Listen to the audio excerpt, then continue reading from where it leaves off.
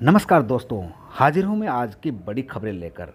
लेकिन यदि उससे पहले आपने अपने चहेते चैनल न्यूज़ वर्ल्ड 24 को यदि अभी तक सब्सक्राइब नहीं किया है तो सब्सक्राइब कर दें, जिससे आपको हमारी आने वाली वीडियो सबसे पहले मिल सके। साथ में बेल आइकन भी दबा दें, जिससे आपको हमारे वीडियो का नोटिफिकेशन भी मिल सके। साथ ही दोस्तों, वीडियो को अंत तक ज़रूर देखें, पता नहीं कौन सी बड़ी खबर आपके काम की हो। तो चलते हैं दोस्तों, बिना समय गंवाए देश व प्रदेश की मुख्य बड़ी खबरों की तरफ। टी20 क्रिकेट में सबसे ज्यादा रन बनाने वाले खिलाड़ियों की लिस्ट में तीसरे नंबर पर पहुंचे विराट कोहली। भारत और ऑस्ट्रेलिया के बीच खेली गई 2 मैचों की टी20 सीरीज का दूसरा मुकाबला बेंगलुरु के एम चेन्नारेड्डी स्टेडियम में खेला गया। इस मैच में विस्फोटक बल्लेबाज ग्लेन मैक्सवेल ने नाबाद 113 की तूफानी शतकीय पारी के दम पर ऑस्ट्रेलिया ने भारत को 7 विकेट से हरा दिया। इस जीत के साथ ही ऑस्ट्रेलिया ने सीरीज में 2-0 से क्लीन स्वीप कर ली। मेहमान टीम ने विशाखापट्टनम में खेला गया पहला मैच भी 3 विकेट से जीता था। भारत के घर में यह चौथी द्विपक्षीय सीरीज हार है। वहीं ऑस्ट्रेलिया के खिलाफ घर में उसकी यह पहली सीरीज हार है। कोहली के लिए कप्तान के रूप में भले ही ये सीरीज अच्छी नहीं रही हो, लेकिन एक बल्लेबाज के तौर पर कोहली ने शानदार प्रदर्शन किया और वे अंतर्राष्ट्रीय टी20 में सबसे ज्यादा रन बनाने वाले खिलाड़ियों की लिस्ट में तीसरे नंबर पर आ गए हैं। ड्राइविंग लाइसेंस ट्रांसफर कराने या रिन्यू कराने के लिए नहीं लगाने पड़ेंगे आरटीओ के चक्कर। जल्द ही आपको अपने पुराने ड्राइविंग लाइसेंस को रिन्यू कराने के लिए नो ऑब्जेक्शन सर्टिफिकेट लेने के लिए इधर उधर नहीं भागना पड़ेगा।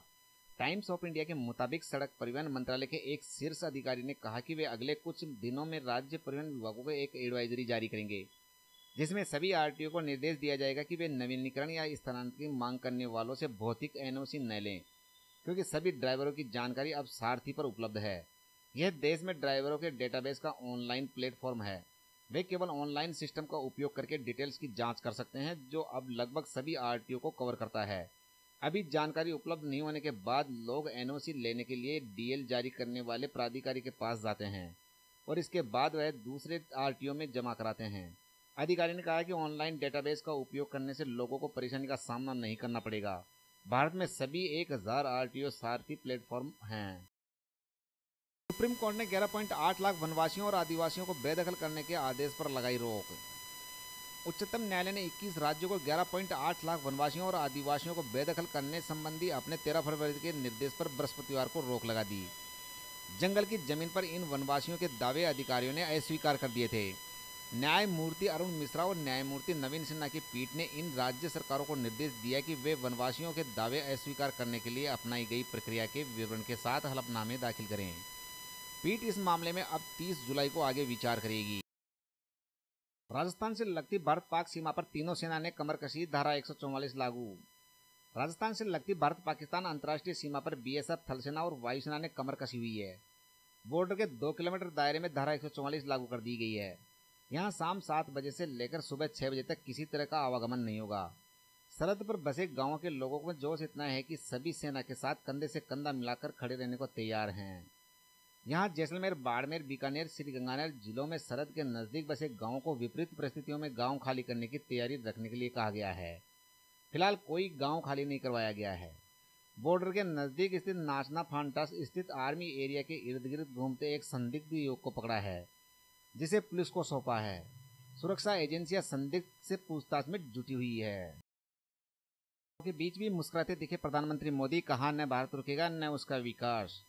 लगभग युद्ध जैसी तनावपूर्ण स्थिति से गुजर रहे देशों के नेताओं की भावभंगिमा का अंतर्राष्ट्रीय राजनीति में विशेष महत्व होता है। इस स्थिति को अच्छी तरह समझने वाले प्रधानमंत्री नरेंद्र मोदी ने जब गुरुवार को लाखों भाजपा कार्यकर्ताओं से नमो ऐप के जरिए संवाद किया, वह आत्मविश्वास से भरे दिख रहे थे। लगभग 1.5 घंटे तक चली इस बात में वे कई बार कार्यकर्ताओं का जोश बढ़ाते दिखे और कई मौक़ों पर हंसते मुस्कुराते हुए भी दिखे। उन्होंने एक बार फिर ये स्थापित करने की कोशिश की कि इस तरह के हमलों से भारत न तो रुकने वाला है और न ही उसका विकास थमने वाला है। उन्होंने कहा कि 2019 का लोकसभा चुनाव देश के लोगों की आकांक्षाओं को पूरा करने का चुनाव होगा, जिसमें उनका लक्ष्य भारत को विश्व की 5वीं सबसे बड़ी अर्थव्यवस्था बनाना होगा। सैन्य प्रतिष्ठानों को निशाना न बनाने का पाकिस्तानी दावा झूठा। रक्षा मंत्रालय के अधिकारियों ने गुरुवार को कहा कि पाकिस्तान का यह दावा झूठा है कि उसकी वायुसेना ने बुधवार को हवाई घुसपैठ के दौरान भारतीय सैन्य प्रतिष्ठानों को निशाना नहीं बनाया था। उन्होंने बताया कि पाकिस्तानी विमानों ने नौशेरा और राजौरी सेक्टर में कई सैन्य प्रतिष्ठानों को स्पष्ट रूप से निशाना बनाया गया, लेकिन भारतीय वायुसेना के लड़ाकू गश्ती दल ने उनकी कोशिशों को नाकाम कर दिया। सूत्रों ने बताया कि सशस्त्र बल उच्च सतर्कता बरत रहे हैं। उन्होंने कहा कि सुरक्षा बलों की छुट्टियां रद्द नहीं की गई है, लेकिन महत्वपूर्ण पद संभाल रहे कर्मियों की छुट्टियों में कटौती की गई है। गुरुवार आधी रात तक पाकिस्तान में हवाई यात्रा बंद, कई एयरपोर्ट पर हजारों यात्री फंसे। पाकिस्तान का हवाई क्षेत्र वाणिज्यिक उड़ानों के लिए गुरुवार आधी रात तक बंद रहेगा। पाकिस्तान के नागर विमानन प्राधिकरण ने ऐसे समय में ये घोषणा की है जब भारत के साथ तनाव के बीच कई अहम हवाई अड्डों पर उड़ानें रद्द होने के कारण हजारों यात्री फंस गए हैं। प्राधिकरण ने बुधवार को पाकिस्तानी हवाई क्षेत्र को मौजूदा सुरक्षा हालात के कारण बंद करने की घोषणा की। पाकिस्तानी अखबार डॉन के अनुसार बुधवार को बाद एक नए ट्वीट में नागर विमानन प्राधिकरण ने कहा था कि वाणिज्यिक उड़ान सेवा आंशिक रूप से बहाल कर दी गई है, जिसकी शुरुआत कराची के जिन्ना अंतर्राष्ट्रीय हवाई अड्डे से की गई। बाद में इस ट्वीट को हटा दिया गया था। गुरुवार की सुबह एक अन्य ट्वीट में प्राधिकरण उड़ानों की आंशिक बहाली के बयान से पीछे हट गया और उसने कहा कि हवाई क्षेत्र अब भी बंद हैं। भारत पाक के बीच तनाव के चलते वायुसेना ने शूटर दीपक व रवि को वापस ड्यूटी पर बुलाया।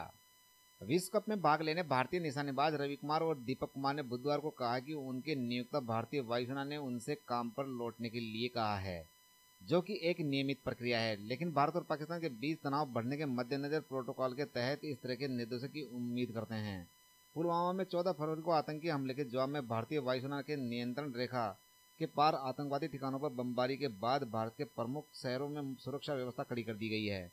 ISSF विश्व कप के कांस्य पदक विजेता रवि ने PTI से कहा कि वायुसेना खेल नियंत्रण बोर्ड के सचिव ने हमसे बात की। अमेरिका के राष्ट्रीय सुरक्षा सलाहकार से डोभाल की बात। अमेरिका के राष्ट्रीय सुरक्षा सलाहकार जॉन बोल्टन ने भारत एवं पाकिस्तान में तनावपूर्ण स्थिति के बीच भारत में अपने समकक्ष अजीत डोभाल से दूसरी बार फोन पर बात की। पुलवामा में हुए आतंकवादी हमले और बालाकोट में जैश ए मोहम्मद के आतंकवादी प्रशिक्षण शिविर पर नई दिल्ली के हवाई हमले के बाद भारत और पाकिस्तान के बीच तनाव बढ़ गया है। आधिकारिक सूत्रों ने यहां बताया कि ऐसा समझा जाता है कि डोभाल और बोल्टन ने बुधवार को फोन पर बातचीत के दौरान क्षेत्र के मौजूदा हालात पर चर्चा की। अभिनंदन की बहादुरी, पैराशूट से गिरते ही नष्ट किए अहम में पाकिस्तानियों को नहीं मिले सबूत। भारतीय वायुसेना के विंग कमांडर अभिनंदन ने पाकिस्तानियों की गिरफ्त में आने से पहले ही बहादुरी दिखाई। उन्होंने अपने पास मौजूद अहम नक्शे और सबूत नष्ट कर दिए, जिससे वे दुश्मन देश के हत्थे न चढ़ सके। यह खुलासा पाकिस्तान के एक चश्मदीद मोहम्मद रजाक चौधरी ने किया है। उन्होंने अपनी आंखों देखी पाकिस्तान के अखबार द डॉन में बयां की है। अभिनंदन ने गिरते ही पूछा था, मैं कहाँ हूँ। पाकिस्तानी लड़कों ने झूठ बोलकर पकड़ा कि यह इंडिया है। भारतीय वायुसेना के विंग कमांडर अभिनंदन को पाकिस्तानियों ने झूठ बोलकर पकड़ा था। यह खुलासा पाकिस्तान के ही एक चश्मदीद ने किया है। पाकिस्तानी अखबार द डॉन के मुताबिक चश्मदीद ने बताया कि भारतीय पायलट ने जमीन पर गिरते ही पूछा था, मैं कहाँ हूँ। इस दौरान पाकिस्तानी लड़कों ने उनसे झूठ बोलते हुए कहा कि यह इंडिया है। इसके बाद अभिनंदन को पकड़ लिया गया। बता दें कि बुधवार को पाकिस्तानी लड़ाकू विमान भारतीय एयर स्पेस में घुसे और बम गिराए। उन्हें खदेड़ने के लिए MiG-21 उड़ा रहे विंग कमांडर अभिनंदन ने पीछा किया। एक F-16 मार भी गिराया, पर वह इस दौरान LOC के पार चले गए, जहां पाकिस्तानियों ने उनके MiG-21 को मार गिराया। कांग्रेस को बड़ा झटका, नेशनल हेराल्ड परिसर खाली करने के खिलाफ एजेल की याचिका खारिज। दिल्ली उच्च न्यायालय ने यहां ITO में नेशनल हेराल्ड के परिसर खाली करने के एकल न्यायाधीश के आदेश को चुनौती देने वाली हेराल्ड प्रकाशक एजेल की याचिका बृहस्पतिवार को खारिज कर दी। मुख्य न्यायाधीश राजेंद्र मेनन और न्यायमूर्ति VK राव की पीठ ने एसोसिएटेड जर्नल्स लिमिटेड की याचिका खारिज कर दी, जिसमें उसने ITO परिसर खाली करने के आदेश को चुनौती दी थी। एजेल ने एकल न्यायाधीश के 21 दिसंबर 2018 के ITO स्थित परिसर को 2 हफ्ते के अंदर खाली करने के फैसले के खिलाफ अपील दायर की थी। पाकिस्तानी संसद में बोले इमरान खान, कल छोड़ेंगे पायलट अभिनंदन को, पर हमें कमजोर न समझे भारत। भारत और पाकिस्तान के बीच तनातनी बरकरार है। इस बीच पाकिस्तानी प्रधानमंत्री इमरान खान ने पाक संसद में ऐलान किया है कि शुक्रवार को भारतीय पायलट अभिनंदन को छोड़ा जाएगा। इसके साथ ही इमरान खान ने कहा है कि वो लगातार PM नरेंद्र मोदी से बात करने की कोशिश कर रहे हैं, लेकिन बात नहीं हो पा रही है। उन्होंने कहा कि उनकी कोशिशों को कमजोरी न समझा जाए। पाकिस्तानी बातचीत की पेशकश की कोशिशों के बीच भारत ने साफ तौर पर कह दिया है कि पहले हमारे पायलट की सकुशल वापसी कराओ। इधर पाकिस्तान ने जम्मू कश्मीर के सुंदरबनी, मनकोट, खारी करमारा और देगवार में सीज फायर का फिर उल्लंघन किया है। पाकिस्तान सुबह 6 बजे से इन इलाकों में रह रह करके मोर्टार दाग रहा है और फायरिंग कर रहा है। भारतीय जवान पाकिस्तान की इस फायरिंग का मुंह तोड़ जवाब दे रहे हैं। दोपहर 3 बजे से फायरिंग फिर शुरू हो गई है। सैमसंग गैलेक्सी A50, A30 और गैलेक्सी A10 भारत में हुआ लॉन्च। शुरुआती कीमत 8,490 रुपये।